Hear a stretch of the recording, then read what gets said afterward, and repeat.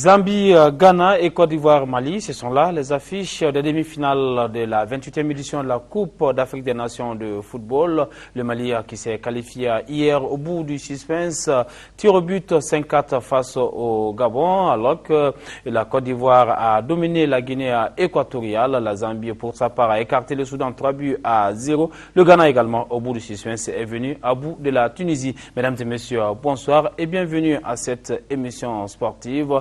L'émission que j'ai le plaisir de vous présenter en compagnie des invités. Vous avez Isaac Tchenou de la Radio Nationale et Mamadi Diakité Ben Barek de la Radio Bamaka, Badra Aliou Diallo de 11 créateurs et Issa Kolon Koulibaly qui est entraîneur. Messieurs, bonsoir et bienvenue.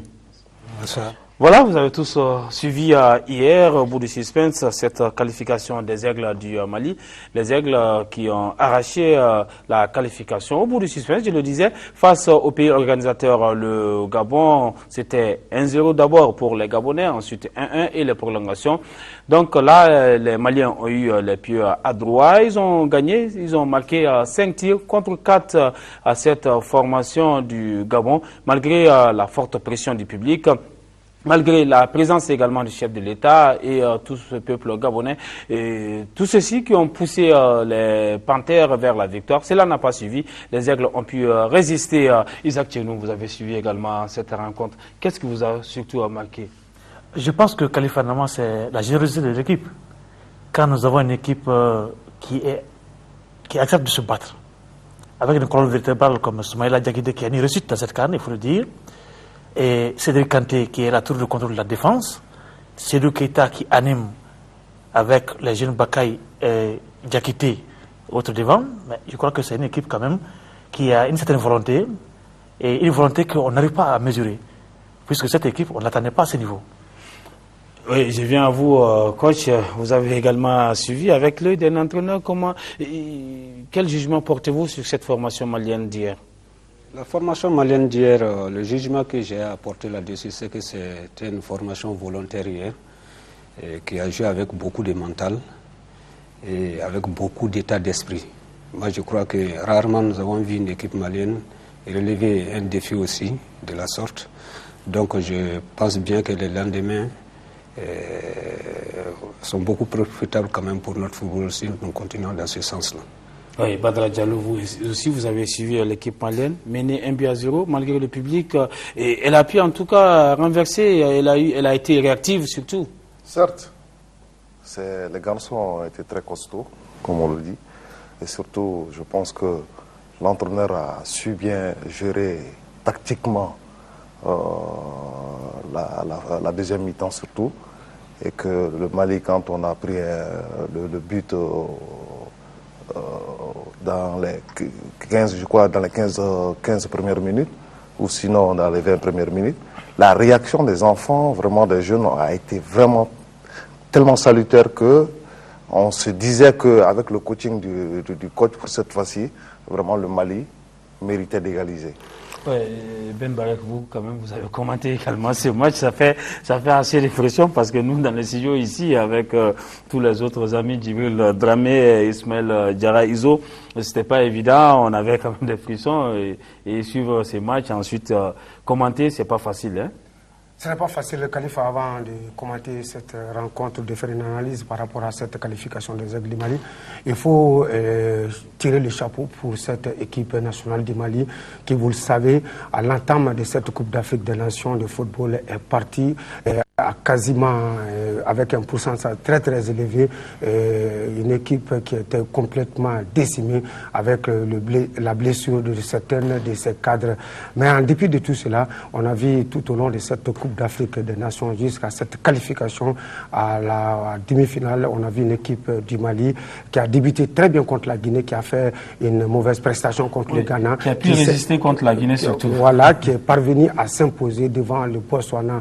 En résumé, nous pouvons dire qu'on a vu hier une équipe du Mali qui a joué avec beaucoup de combativité, qui a joué avec un mental solide comme du roc, mais aussi un football va-tout, tout le monde défend, tout le monde attaque.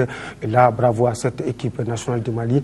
Mais cela n'a pas été une surprise pour moi parce que je l'ai dit même sur ces plateaux ici, que Équato-Guinéens et Gabonais vont payer la lourde tripi qu'ils ont fait lors des trois rencontres des poules, parce que c'est des trois rencontres, c'est des rencontres qui ont été jouées à l'arraché. Donc ils ont payé la potentialité physique, le débauche d'énergie qu'ils ont fait. Et donc ça n'a pas été une surprise pour moi.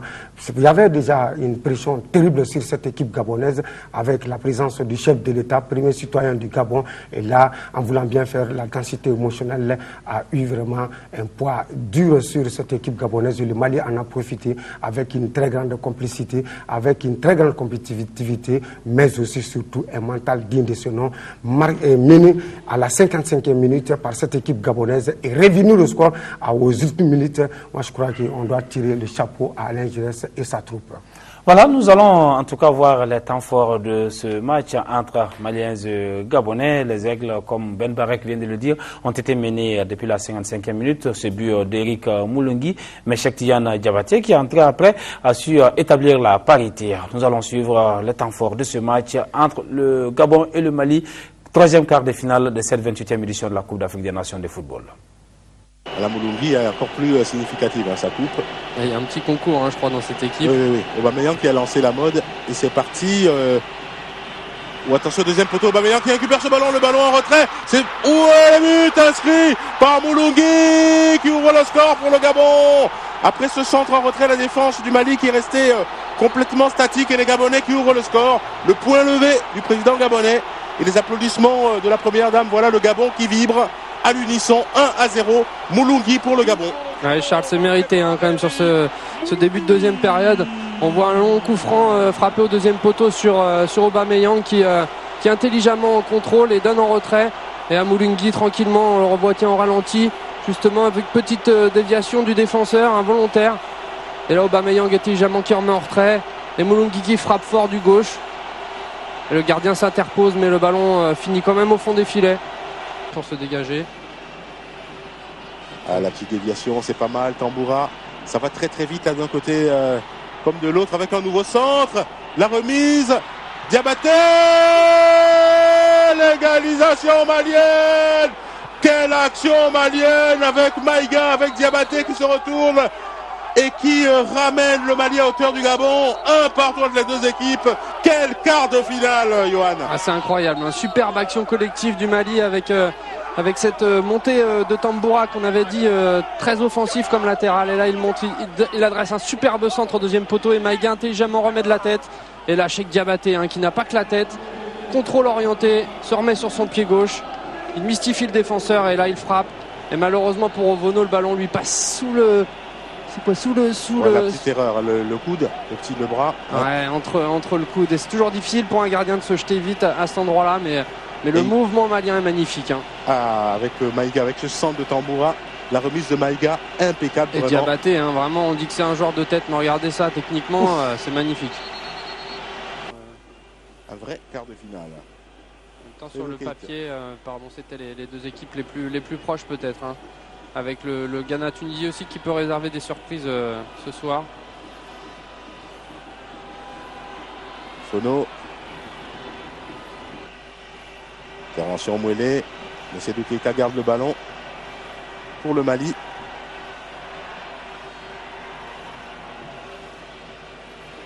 Attention à ce départ sur le côté gauche. C'est encore une fois Samba. Et Samba Diakité là qui est encore une fois victime d'une faute. Il sait les provoquer les fautes aussi. Samba Diakité qui fait aussi un gros match, une grosse deuxième mi-temps et puis qui accentue un peu sa pression dans les prolongations. Ouais, effectivement il est bousculé, il n'y a rien à dire. Et c'est tenté et monté.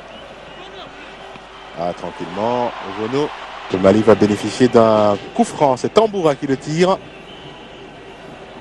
La déviation, Diabaté, et le ballon qui passe au-dessus. Il s'était jeté comme un meurt de faim. Là, c'est Seydou Keita, deuxième poteau. Après cette déviation de Diabaté. Incroyable. Cheikh Diabaté qui prend le dessus dans le jeu aérien, qui dévie. Et là, Keita qui se jette, mais il est bien gêné par son vis-à-vis. Ouais, Paloum est revenu, heureusement qu'il était là, lui. Ouais, Paloum est là. Hein. Keita, il reprend comme il peut. Pourtant, il est dessus. On voit, mais il reprend Keita, du bout du pied, mais ça passe au-dessus. Hein. C'est incroyable. C'était l'occasion de... Ça aurait été terrible pour le Gabon de prendre ce but dans les ultimes secondes du match.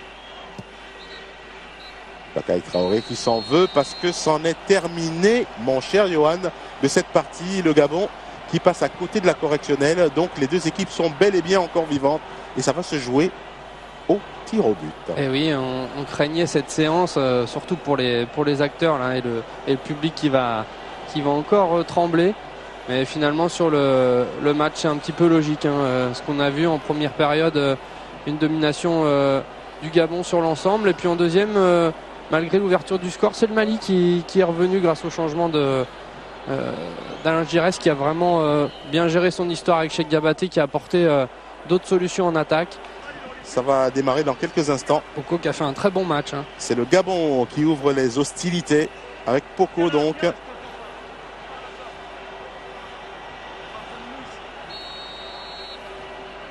Allez, c'est parti dans quelques instants. Pour le milieu de terrain gabonais. C'est parfait, contre-pied parfait de la part de Poko qui montre le chemin à suivre à ses coéquipiers, le Gabon.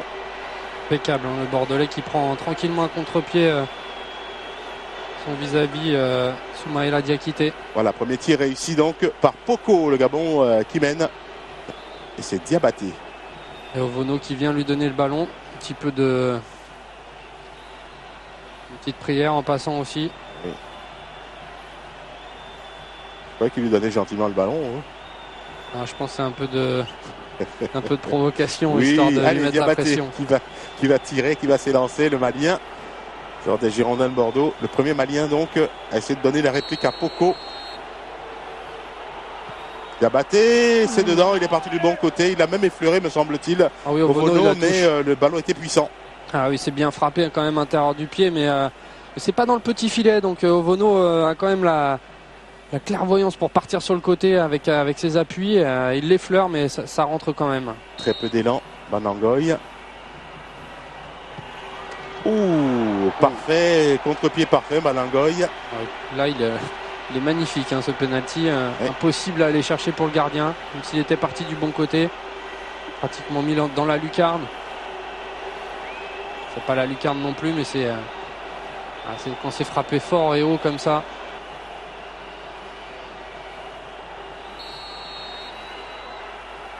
Tabaré, le gardien Ovono qui part du bon côté, qui effleure le ballon mais qui passe tiré en puissance. C'est bien joué de la part de Yatabaré qui remet le Mali à hauteur du Gabon. Effectivement, hein, il semble encore qu'Ovono l'effleure. Il part encore du bon côté. Ça fait 2 fois que les Maliens tirent du même côté, donc c'est peut-être un côté à surveiller pour le prochain penalty. Est-ce qu'ils vont insister sur ce côté-là? Pied gauche, parfait. Contre-pied parfait, Moulungi. Impeccable. Pour l'instant, les pénaltys. 100% côté gabonais. Il n'en peut plus dans la tribune. Impeccable, il ouvre son pied. Le suspense est à son zénith. Avec Cédric Kanté à suivre côté malien, le capitaine, qui va s'élancer dans quelques instants. Joueur du Panathinaikos. Kanté, à ras de terre là qui trompe Ovono sur sa gauche. Égalité parfaite entre les deux équipes. Cette fois-ci, ils avaient choisi de tirer de l'autre côté. Ovono était encore parti du bon côté, mais était encore bien tiré ce penalty. Aubameyang à son tour qui va s'élancer pour le 4e tireur gabonais. 4e tir gabonais.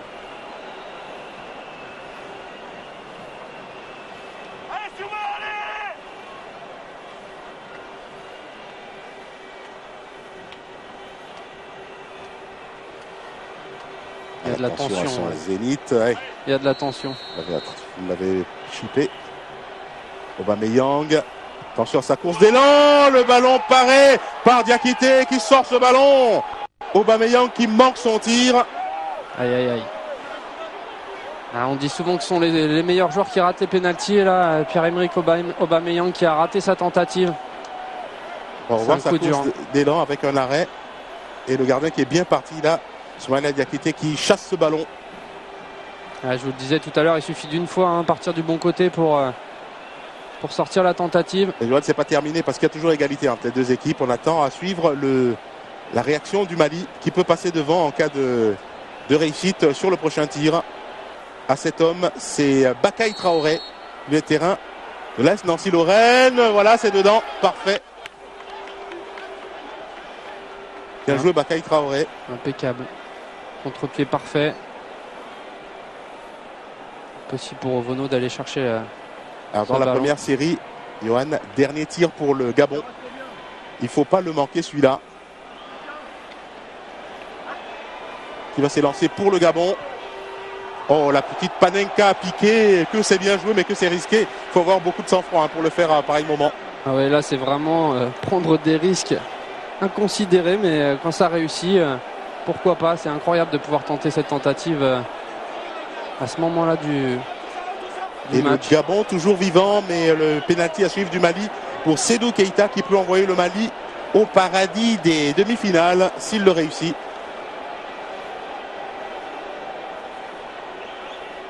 Sédou Keita face à Didier Ovono Ebang, le gardien gabonais. Il est concentré, le joueur du Barça.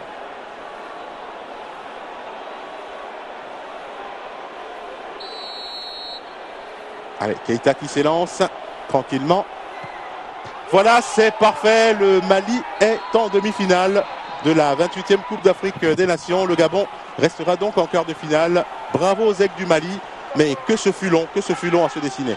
Ouais, c'est fini. C'est un gros coup dur pour le Gabon qui était à 5 minutes de se qualifier pour la première demi-finale de son histoire. Et là, sur un coup du sort, ils ont pris un but en fin de match et ils ont été dominés pendant les prolongations. Et après, c'est la loterie qui se joue sur les tirs au but. Malheureusement, c'est Pierre-Emerick Aubameyang qui là est en pleurs, qui a raté sa tentative. Lui qui est pratiquement le meilleur joueur du Gabon depuis le début de cette Coupe d'Afrique des Nations avec 3 buts et 3 passes décisives. C'est vraiment un coup dur pour le Gabon. Oui, mais ça fait partie du sport et c'est aussi dans la douleur qu'on apprend, qu'on grandit.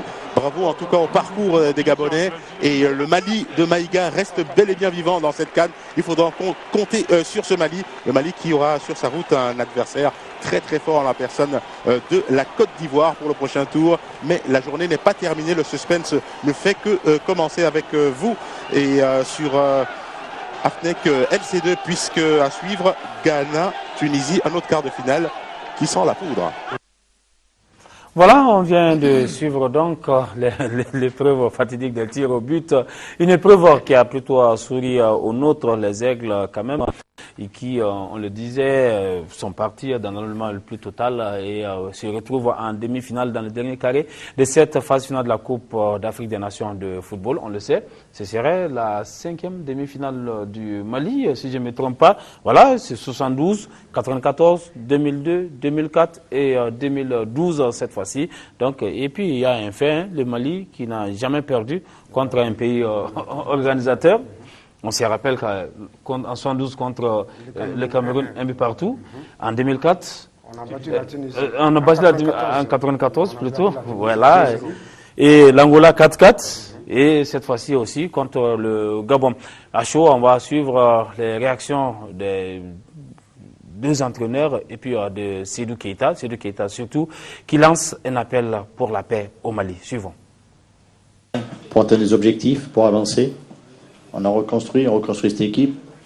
Les cadres sont là pour contribuer à cela avec des jeunes joueurs qui viennent. Voilà. Et donc aujourd'hui, mon plaisir et mon bonheur, c'est d'être en demi-finale avec mon équipe, celle que je dirige actuellement, celle du Mali. On a gagné, on est content, mais j'ai la peur au ventre. J'aimerais dire à mon peuple, à mon pays, ce qui nous arrive actuellement, c'est pas normal. On n'est pas habitué à ça. Tout ce que nous les jeunes, tout ce qu'on les demande, c'est de faire la paix. Parce que on est tous des Maliens.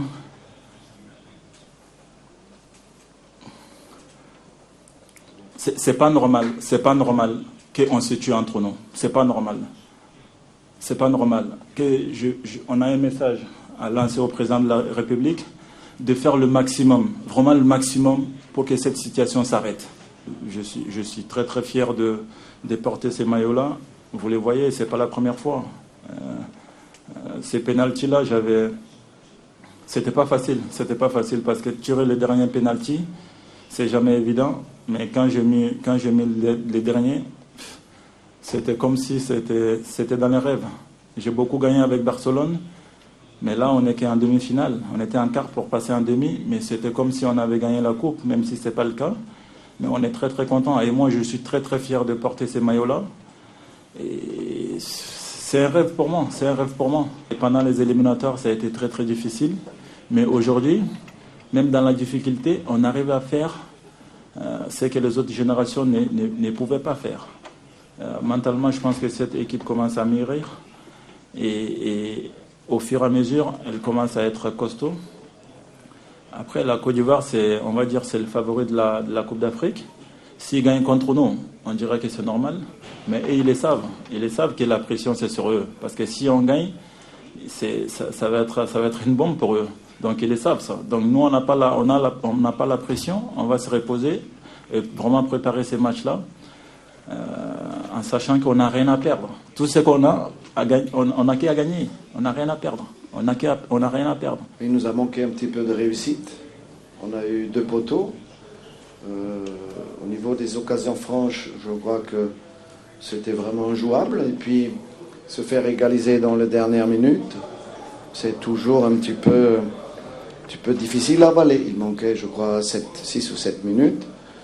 Nous avons aussi peut-être manqué un petit peu de fraîcheur physique parce que c'est une équipe qui a beaucoup donné physiquement dans les matchs de poule qui ont laissé des traces dans les organismes.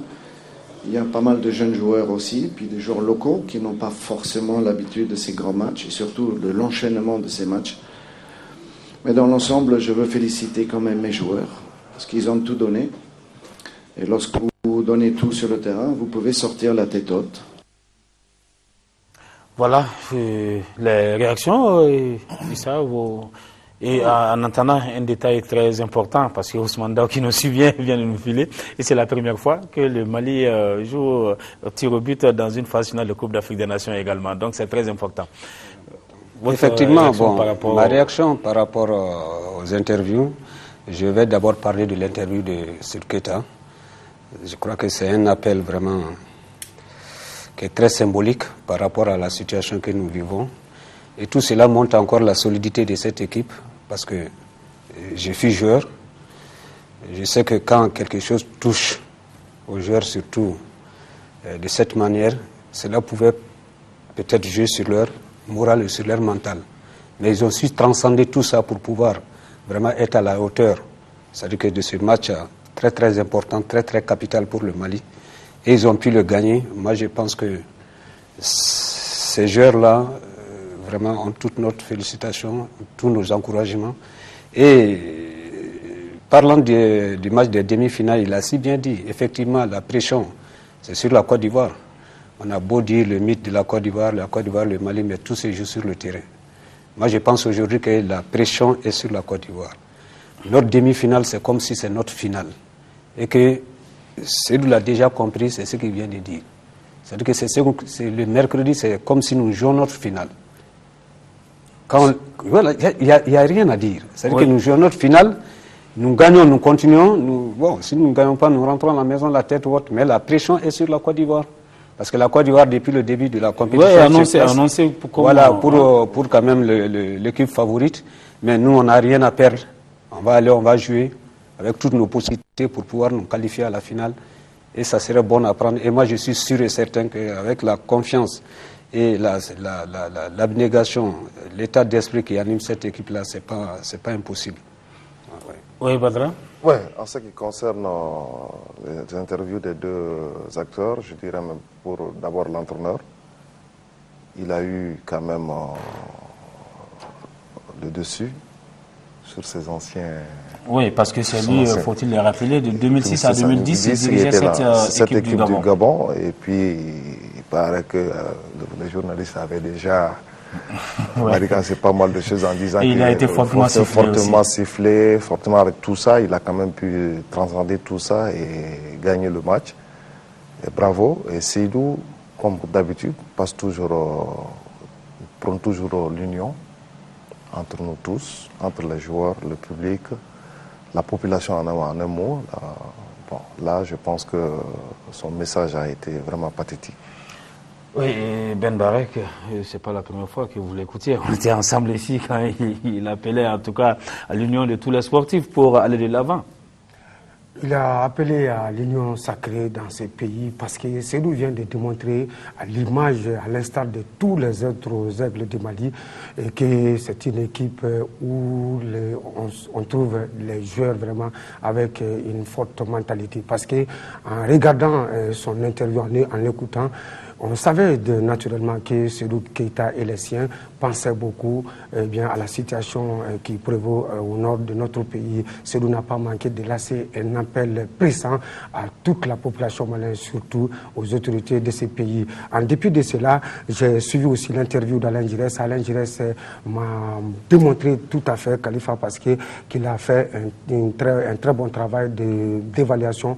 Parce que quand on regarde les 4 rencontres que le Mali a jouées, les 3 rencontres de rencontres de poule et l'unique rencontre de quart de finale, on a vu une équipe du Mali qui a été changée sur le plan tactique avec l'incursion des joueurs dans les différents postes. Cela veut dire tout simplement qu'il est parvenu à tirer le maximum de leçons et d'enseignements, et ça c'est très bien pour un entraîneur. En ce qui concerne la demi-finale contre la Côte d'Ivoire, Seydou a bien précisé, il n'y a pas de pression sur le Mali parce que le Mali, en partant pour cette Coupe d'Afrique des Nations de football, n'était pas pressenti pour porter le costume de favori. La Côte d'Ivoire, elle a son costume de favori.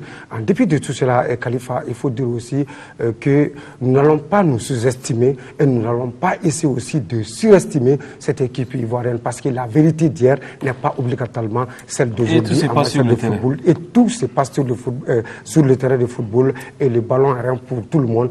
Et la pelouse, elle est verte pour toutes les deux équipes. Nous osons espérer qu'avec la volonté, avec la combativité, avec l'union sacrée qui est autour de cette équipe et puis l'envie d'être quelqu'un, parce que la Coupe d'Afrique des Nations, Khalifa, il ne faut pas qu'on se l'air, la Coupe d'Afrique des Nations est un forum pour n'importe quel genre vraiment de faire valoir son talent, parce que la belle femme est regardée par plus d'un. Donc moi je crois que Samba Diakité, le numéro 20 de cette équipe nationale du Mali, pour un coup de maître a fait un véritable coup d'essai, à l'instar de tous ces actes de Mali. Moi je crois qu'ils vont essayer de laisser vraiment une tache d'huile par rapport à cette Coupe d'Afrique des Nations de football pour capable ne pas marcher sur les éléphants de Côte d'Ivoire, même s'il y a un antécédent entre le Mali et la Côte d'Ivoire par rapport aux rencontres internationales et surtout histoire de préparer les différentes joutes, c'est-à-dire la prochaine Coupe d'Afrique des Nations où nous sommes à 10 mois déjà. Voilà, et la prochaine Coupe d'Afrique des Nations, on va en parler, on donnera en tout cas, parce que les gens ne savent pas trop comment ça va se passer, puisque ça va se jouer dans un an juste. Et Isaac Tchenou, également, vous avez tout suivi. Notre crainte au départ était que la sélection, et on a beaucoup de joueurs qui ne sont pas compétitifs en club, des blessés qui reviennent. Donc, on constate maintenant que les joueurs sont en train d'avoir la compétition au cours de cette CAN. Oui, Khalifa, c'est une équipe qui est quand même en reconstruction. Nous sommes en train de reconstruire une équipe nationale. C'est ce qu'il faut préciser. Il y a 2-3 ans, tout Malien pouvait faire le classement du Mali. Mais aujourd'hui, c'est difficile de dire qui joue à tel poste. Et si on arrive bon an, mal an à sortir de la phase poule, aller en quart de finale, à se qualifier pour la demi-finale, ben c'est une équipe qui joue libre. Mais seulement, il ne faudrait pas que nous soyons trop exigeants avec cette génération. Surtout. Moi, je compte surtout sur cette génération, peut-être la CAN 2013, et voir même les éliminatoires de la Coupe du Monde. L'équipe va avoir sa maturité. Et nous avons la chance encore qu'il y a 2 cadres au moins, c'est le Keita et Cédric Kanté, qui encadrent ces jeunes équipes, ces jeunes joueurs. Bon, et c'est vrai que nous avons des blessés, des jeunes joueurs qui sont blessés, qui vont revenir. Et il faudra soutenir cette équipe, mais sans être trop exigeant. Voilà, surtout ça, avec beaucoup d'humilité. Quand même, le public est sorti hier au coup de sifflet final pour saluer la performance des Aigles du Mali au stade de Libreville. Et Fotiki Toungara a fait un tour en ville. Suivant. Loin du Gabon, les Maliens sont bien de cœur et d'esprit avec les Aigles partis défendre l'honneur de la nation tout entière. Ce quart de finale contre les Panthères du Gabon a été vécu à Bamako dans un élan de passion nationale avec les enjeux qui dépassent carrément le seul cadre sportif. Avec les drapeaux, les maillots de la sélection et bien d'autres symboles du pays largement déployés, le match est suivi avec une fierté nationale et les pronostics ne pouvaient être que positifs. D'ailleurs, les plus futés y vont jusqu'à attribuer les buts. Nous allons finir à 2-1 en faveur du Mali. C'est doublé à son but, Païga à son but. On prospère qu'on va gagner 2 buts à 0 ou bien 2 buts à 1, je suis sûr. Le but de Bakaï et c'est Ruketa, Inch'Allah. Allez les aigles, allez!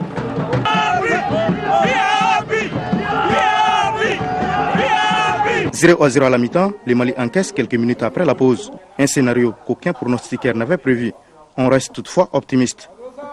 On peut égaliser, on peut gagner le match parce que l'entraîneur, depuis qu'on a pris des buts, il est en train de faire des changements, on est en train de faire rentrer les joueurs de façon offensive. Je crois qu'on peut marquer. Et l'occasion qu'on a trouvée en deuxième mi-temps, ça prouve que si on joue à fond, on peut égaliser. Cela sonne comme une vision prémonitoire, puisque quelques minutes après, les Aigles du Mali égalisent.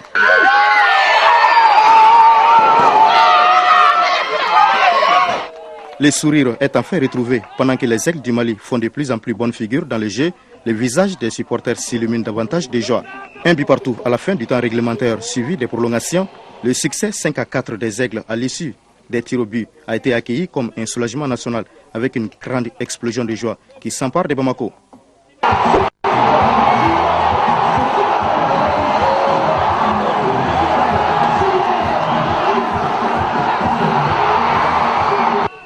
Ainsi commence une folle nuit de fête à Bamako, rapidement paralysée par des grappes humaines déferlant dans les rues et les avenues.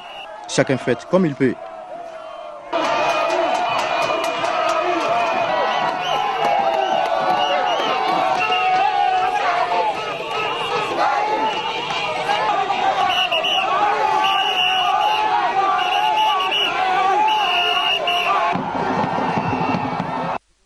Voilà, surtout pas de débordement. On voit la suite de l'ambiance en ville avec Ibrahim Traoré.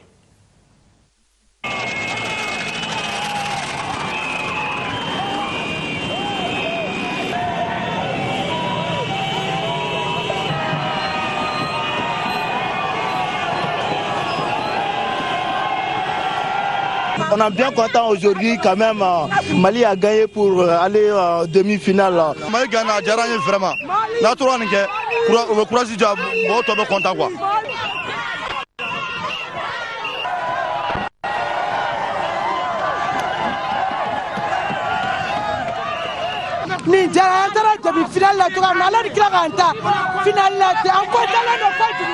Nous leur souhaitons d'aller plus loin que ça.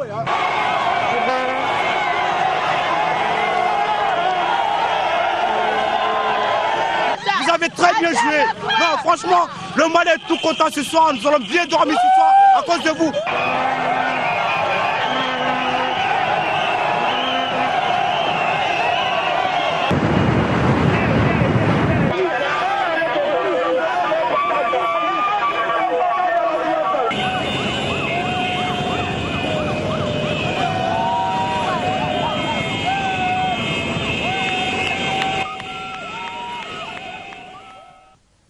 Voilà, tous ensemble encore pour d'autres victoires, mais surtout beaucoup de prudence et pas d'excès sur nos routes.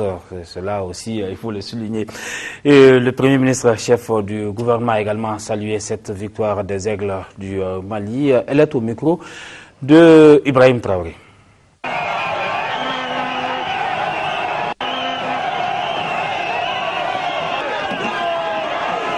Je l'accueille avec beaucoup de joie, comme tous les Maliens. Et je sais que la dernière fois, j'avais dit que nos bénédictions les accompagnent. Et je voudrais leur réitérer ces bénédictions-là et leur dire qu'à travers moi, je pense que le président de la République les félicite, les encourage à persévérer dans cette voie. Le gouvernement, tout le peuple malien, vraiment est derrière eux et les suit. Et je pense que à travers moi, c'est également toutes les mamans qui les saluent, qui les encouragent et qui leur envoient les bénédictions pour leur dire que vraiment nous sommes fiers d'eux et que nos bénédictions les accompagnent. Les Maliens, je voudrais leur dire de fêter avec un peu de réserve. Nous ne sommes pas encore à la finale.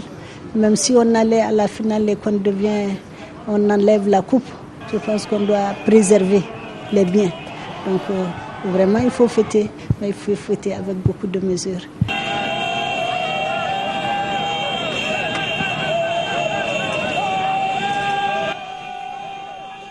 Voilà un bon message du Premier ministre à l'endroit de toute cette jeunesse qui sort après les succès des Aigles du Mali. C'est pas seulement pour la CAN, même les matchs ici, ça on le sait, c'est un bon message que les gens restent mesurés dans la manifestation de leur joie surtout.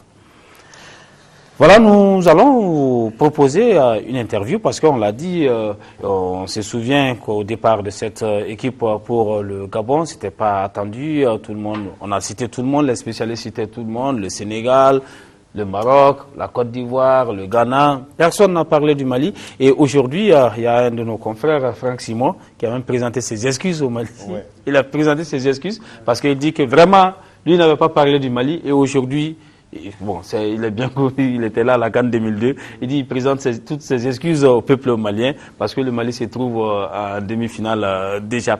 Maintenant, Seydou Keita, lui, il l'avait prévu. Il dit c'est une situation qui va bien aux Aigles, profil bas, suivant. On sait qu'on ne fait pas partie des favoris, tant mieux, parce que bon, en Angola, on faisait partie des favoris, mais bon, on s'est fait éliminer au premier tour. Et là, il y a beaucoup de personnes, il y a pas mal de personnes qui pensent que bon, on ne fera pas mieux et ça nous va bien, ça nous va très très bien. Et comme ça, on va travailler tranquillement et je pense que ça sera la bonne année pour nous. Voilà, on l'avait dit, c'était le jour, le match amical contre l'équipe B dirigée par Djibril Dramé. Et maintenant, on voit que ça et là, ça veut dire que l'équipe a travaillé sereinement dans la tranquillité, Issa. Effectivement, je vous assure que M. Khalifa, que lorsque cette équipe-là partait, parce que le match de Gala, j'étais là, j'ai joué avec le bureau fédéral. Et même quand je retrouve Ousmane Berté aujourd'hui à ce niveau, qui s'est blessé 2 fois et qui a quitté le terrain, vraiment nous étions tous habités par beaucoup d'inquiétudes concernant cette équipe-là. Mais après, quand l'équipe est partie au Togo sur la pointe des pieds, effectivement. L'interview de Seydou, là, je me rappelle bien. Et effectivement, à chaque fois qu'on n'y croit pas, c'est là, bon, il y a quand même une surprise qui nous attend et puis des surprises agréables. Parce que moi, j'appelle ça, si c'est une surprise agréable. Il ne faut pas qu'on se le cache. Un bon observateur, quand même, ne donnait pas vraiment cher la peau de cette équipe-là.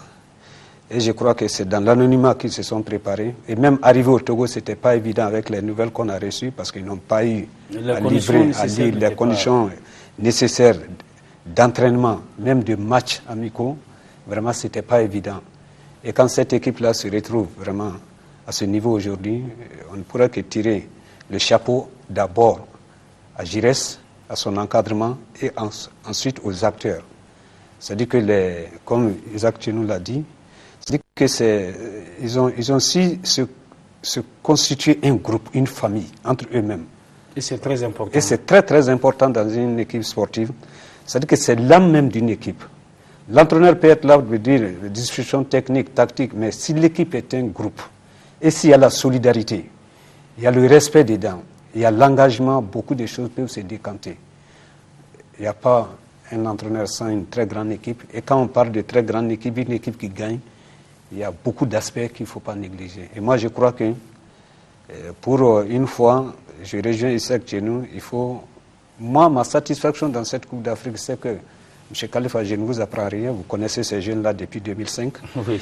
Et je sais que nous avons encore du potentiel et qu'il faut arriver, après la CAN, quel qu'en soit le résultat, continuer à bâtir et vraiment se projeter dans l'avenir. Nous avons encore un groupe qui est en train de se constituer pour encore une décennie.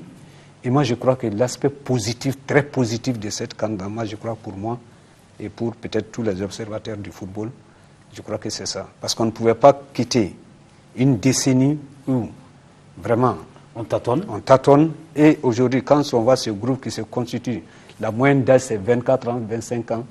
Donc moi, je pense qu'il faut que tous les acteurs du football se donnent la main pour continuer, c'est-à-dire à bâtir cette équipe pour que nous puissions avoir des lendemains meilleurs. Parce qu'au football, rien ne se gagne dans l'improvisation et c'est-à-dire que chaque fois prendre la même chose et recommencer.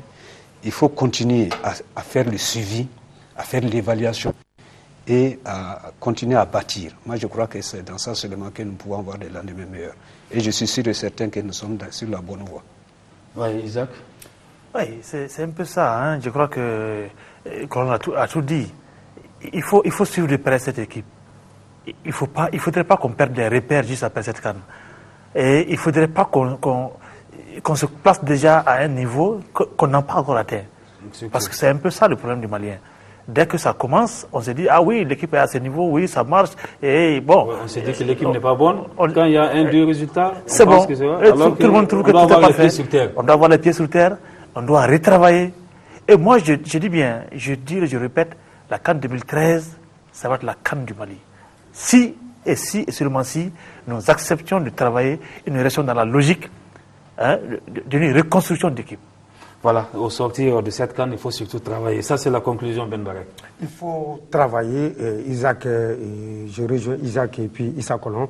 Il faut travailler, il faut faire un suivi, il faut faire une évaluation. Parce que dans ces pays-là, excusez-moi Khalifa, on est souvent trop événementiel. Et ça, ce n'est pas bon.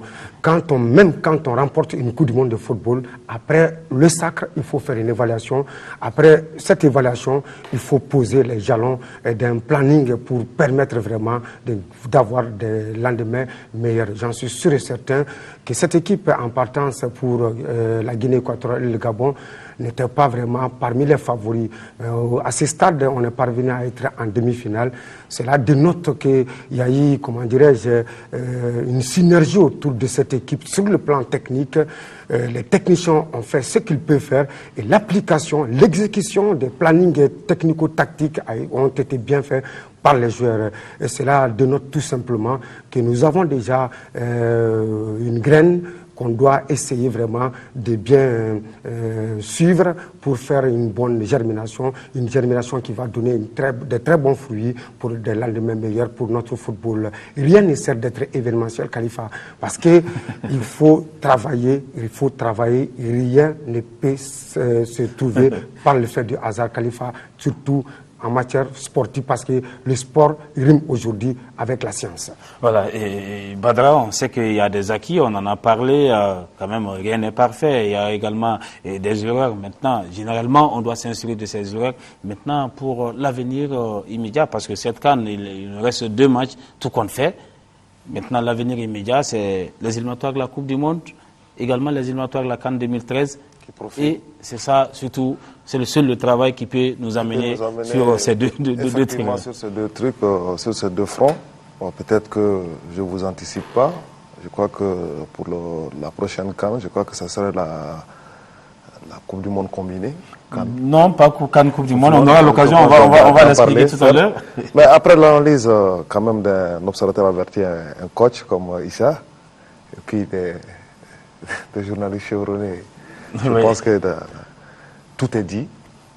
Dans l'ensemble, vraiment, moi je pense que cette équipe, c'est à l'état embryonnaire, comme on le dit. C'est vrai, nous avons quelques potentialités au sein de cette équipe qui, dans le futur, peut sortir vraiment des grands joueurs. Je ne citerai pas de nom, je crois que chacun d'entre nous ici... Oui, bon, chacun fera ça. C'est pas bien allé, mais je pense que cette équipe, comme l'a dit Isaac Tchenou, la CAN 2013, ça serait... D'abord, cette année, ça serait l'année du Mali, et puis cette CAN a été une CAN de surprise, comme depuis le début de la compétition, on a su on a même dénommé la CAN de la surprise. Tous les favoris qu'on disait favoris sont aujourd'hui... Il ne reste que 2 supposés être favoris. Pour moi, le Ghana et la Côte d'Ivoire. Mais pour les demi-finales, c'est un match de football. Non, ça se joue sur 90 minutes ou 120, comme on a fait contre le Mali. Si possible, les tirs au but. Si possible, les tirs au but. On n'a pas de complexe. On joue nos jeux. La chance peut-être de notre côté, mais comme l'a dit Sidou, c'est pas la pression du côté de la Côte d'Ivoire, pas du côté du Mali. Bon, je pense que nous, on va jouer sereinement notre match et aller petit à petit. Et cette fois-ci, ça sera le bon pour jouer, comme on dit, 72-2012. Voilà, 40 ans après, parce que c'est le retour de la CAN en Afrique centrale. La première participation du Mali, c'était en 72, il y a 40 ans. Et c'était le 5 mars 72 que le Mali jouait et perdait la finale. Et 40 ans après, on souhaite que le Mali se retrouve encore en finale. Nous allons maintenant voir le temps fort du dernier match, la dernière rencontre de ces quarts de finale. Ça opposait le Ghana à la Tunisie. Suivant. Qu'il soit là et le mieux qu'il puisse faire, c'est de ramener la victoire. Tout comme l'a vécu également Michel Dussuyer, vous le disiez, que lui aussi avait perdu son... Ballon. Oh, l'ouverture du score!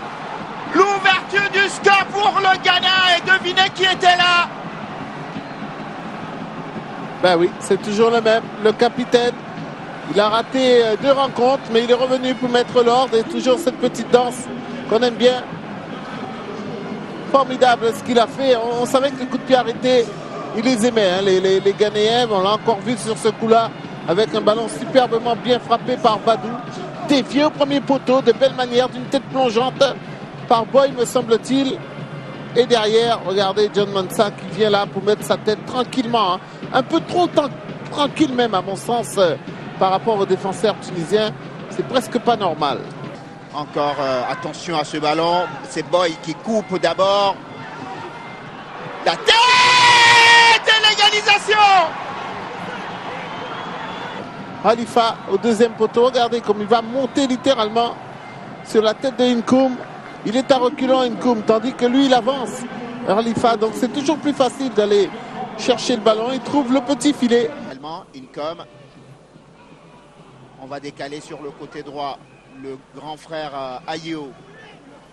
C'est un pied droit. Oh, Matlouti! Matlouti, l'erreur de Matlouti!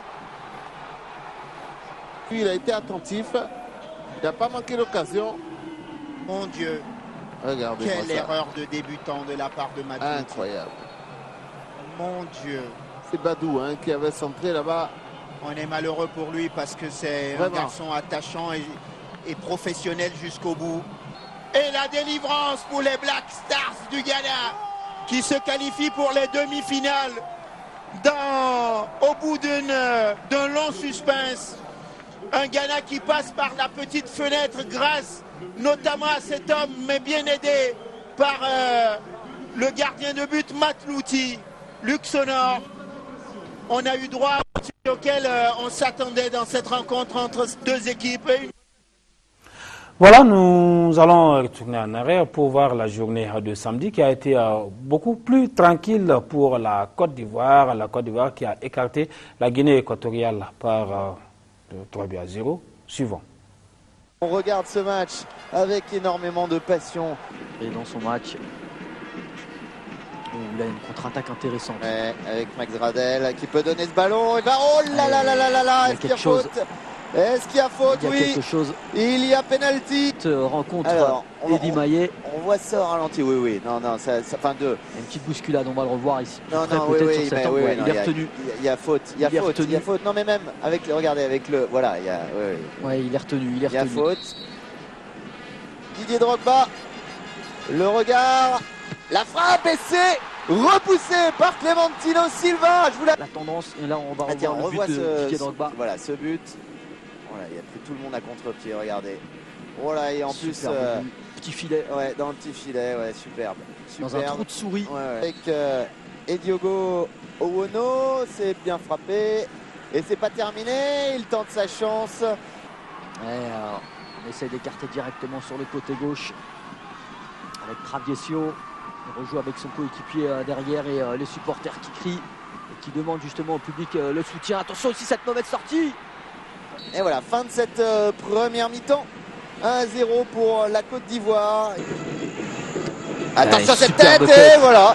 Et voilà, ça a été direct. Superbe tête de Didier Drogba qui permet à la Côte d'Ivoire de mener 2-0. Et précisé en deuxième période, et ce que je vous avais dit exactement, c'est là où on voit les grands joueurs lorsqu'ils sont présents dans des matchs importants, des moments importants. Et là, cette tête de Didier Drogba qui va se loger tout droit en Il n'y a lucarne. rien à faire. Elle est magnifique. Il n'y a rien à faire. C'est pas lui qui frappe. Oh, c'est énorme! C'est énorme ce but! Parce que ça, c'est enroulé, pied droit. Regardez, voilà, à la trajectoire qu'elle prend, poteau rentrant. Superbement frappé par Yaya Touré. Superbe but de Yaya Touré qui vient mettre KO là, les Équato-Guinéens. Toujours présent, toujours l'homme en forme de cette sélection, l'homme clé, important sur les côtés. Et voilà, c'est terminé. La Côte d'Ivoire donc qui remporte ce match 3-0 grâce à Didier Drogba. Voilà, plus tranquille également pour la Zambie qui a battu le Soudan. 3-0. Suivant. Intéressant, le premier quart de finale de cette 28e Coupe d'Afrique des Nations qui va voir deux équipes aux prises, la Zambie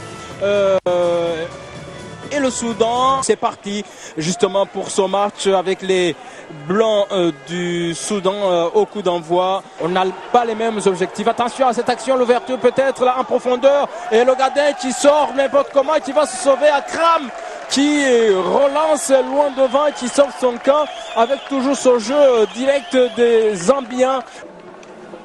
Quelques imprécisions quand même sur les passes. Attention à ce ballon ouvert, peut-être pour l'ouverture du score. Non, l'arrêt d'Akram. De jeu de tout-puissant Mazembe. Attention à ce galop, l'ouverture du score. La défense est complètement aux abonnés absents. C'est un but 100%. Sunzu qui vient couper la trajectoire de ce ballon. Premier poteau, on va le revoir. Il n'y a pas de position d'hors-jeu. Il vient couper cette balle au premier poteau. Tout le monde est dépassé, le gardien malheureusement aussi. C'est pas de sa faute, mal positionné, abandonné par sa défense. Une main, la frappe de Moudater. Et c'est repoussé. La Zambie qui connaît des difficultés dans cette fin de rencontre. Gros crochet. Et peut-être il y a... Non. Il estime qu'il y a une simulation. Vraiment un accrochage. Et regardez, il y a un accrochage. Le centre peut-être. Ça va revenir avec Amar. Oh, il y avait l'idée, la frappe peut-être. La frappe soudaine. Oh, ça passe. Oh, toujours. Ah oui, il s'est bien battu, c'est pas mal fait. Attention, la frappe peut-être. Oh, bonne frappe, ma foi. Mais le gardien sur la trajectoire, cette frappe d'homme de terre.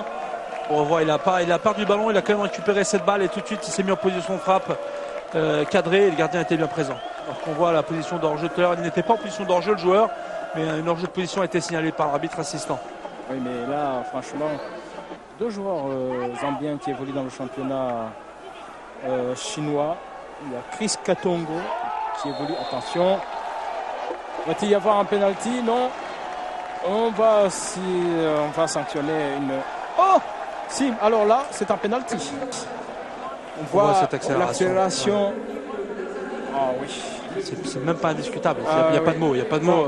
Je pense même que le dernier, le coup, plutôt le...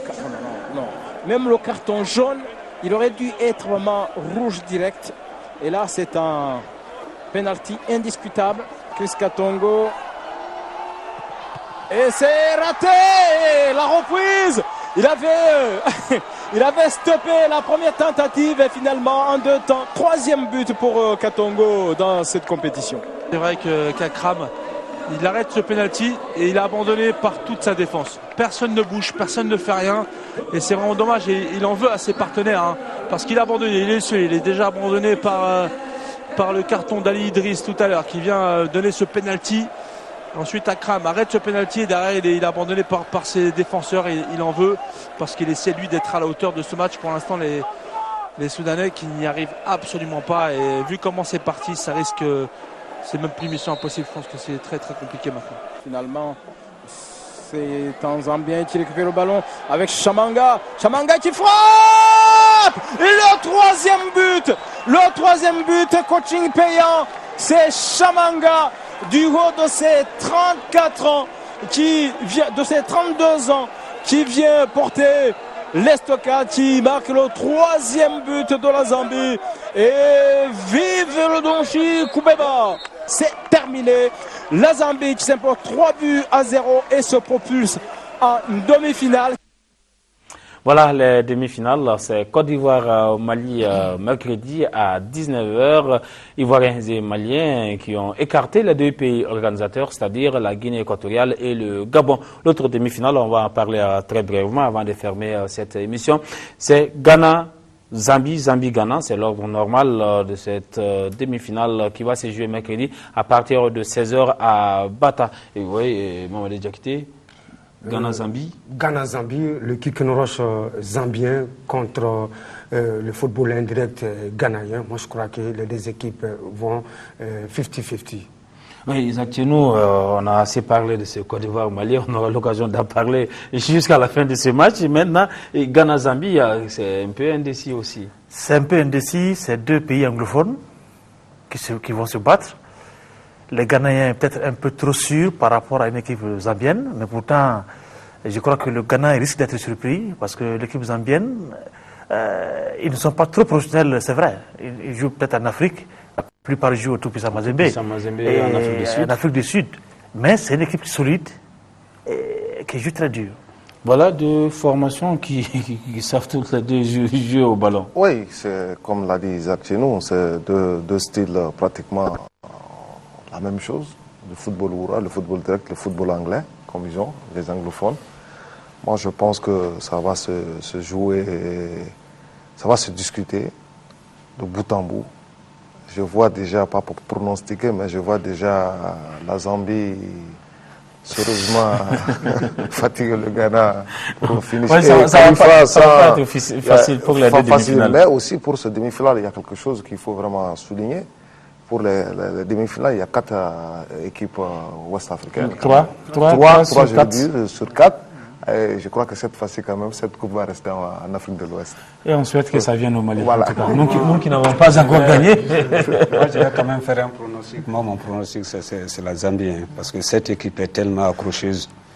Moi, je crois que c'est une équipe où il n'y a pas beaucoup d'individualité. Il n'y a même pas d'individualité. C'est une équipe complémentaire. Moi, je crois que c'est l'une des équipes de ce tournoi qui est plus complémentaire pratiquement que toutes les autres équipes. C'est une équipe qui joue vraiment son jeu sans arrière-pensée, sans calcul. Et si le Ghana ne fait pas vraiment attention, moi, je pense qu'il va se faire balayer par la Zambie. Ça, c'est sûr. Voilà, et avant de nous séparer, on va vous donner quand même quelques résultats du championnat national. Le championnat national qui profite en tout cas de quelques vides dans le calendrier de la CAN pour se mettre à jour. Et la 9e journée, le Stade Malien de Bamako qui a battu l'ASCO 2-0, match nul 0-0 entre l'AS Real et l'AS Police. Le CSK et l'ASOM ont fait match nul également. Cette fois-ci, un but partout et l'ASB a battu l'AS Bakaridia par 3-1. Jeudi, la 10e journée va commencer. Jeudi donc à 16h30 au Stade Moribo Keïta. 11 créateurs AS Police, aussitôt après à 18h30, CSK Stade Malien de Sikasso, c'est même jeudi à Koulikoro. Le Nyana reçoit l'Assom suite et fin vendredi. CS de Golovla COB à Koulikoro, Akai Sigi Djoliba AC. Ségou AS Baragdan reçoit le Stade Malien de Bamako. C'est même vendredi ici à Bamako, 2 rencontres. Real Jeanne d'Arc et ASCO ASB. On vous sait très nombreux, vous les Maliens, qui avez suivi l'évolution de cette équipe nationale et qui avez suivi également cette émission. Et on vous demande tous de prier pour les Aigles du Mali. Beaucoup de solidarité afin que cette formation puisse aller le plus loin possible dans cette phase finale de la Coupe d'Afrique des Nations de football. Merci à vous, Mamadou Diakité. Merci à vous, Alioune Badra Diallo, Issa Kolon Koulibaly également, Isaac Tienou. Merci à vous, chers téléspectateurs. Merci de nous avoir suivis. Passez d'excellents moments en compagnie des programmes de votre télévision nationale. À très bientôt.